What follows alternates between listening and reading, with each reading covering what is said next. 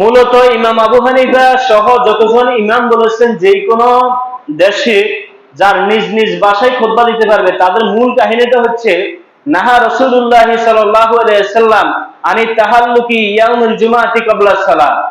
খুতবার আগে যে মূল দুইটা খুতবার জুমার দিনে আছে, ওই খুতবার আগে কোন প্রকার ওয়াজ নসিহত এগুলো রাসূল সাল্লাল্লাহু আলাইহি ওয়াসাল্লাম নিষেধ করেছেন। কথা কি বুঝছেন? যার কারণে আমাদের মধ্যে দুইটা উপকরণ বাঁচে।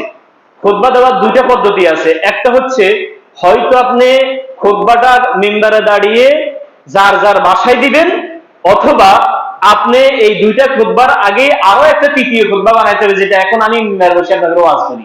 কথা কি বুঝছেন? এই দুইটা পদ্ধতির বাহিরে আর কোনো পদ্ধতিই বাঁচে না। কিন্তু এই দুইটা খুতবার আগে বসে ওয়াজ করা, মুসল্লিদের সাথে কিছু আলোচনা করা, এটা কোন কোন ইমাম বলেছেন এটা করা যাবে, এটা করতে রাসূল নিষেধ করেন নাই। বা রাসূল সাল্লাল্লাহু আলাইহি ওয়াসাল্লাম যেটা নিষেধ করেছে সেটা হচ্ছে মসজিদের মধ্যে এখান দিয়ে গোল হয়ে কিছু মানুষ বসা, এখান দিয়ে গোল হয়ে কিছু মানুষ বসা, তারা নিজ নিজ গতিতে হয়তো কিছু সবক দিচ্ছে, নয়তো কিছু ইলমি আলোচনা করতেছে, নয়তো জিকির করতেছে। এটা রাসূল নিষেধ করেছেন। এটা কিয়ামতের আলামত বলেছেন রাসূল। তার মানে আলেমদের মধ্যে কিছু কিছু আলেম বলেছেন যে দুই খুতবার আগে ইমামের জন্য এটা নিষেধ নয়, যে মুসল্লিদের দিকে ফিরে কিছু কথা বলা, আলোচনা করা, এটা নিষেধ নাই।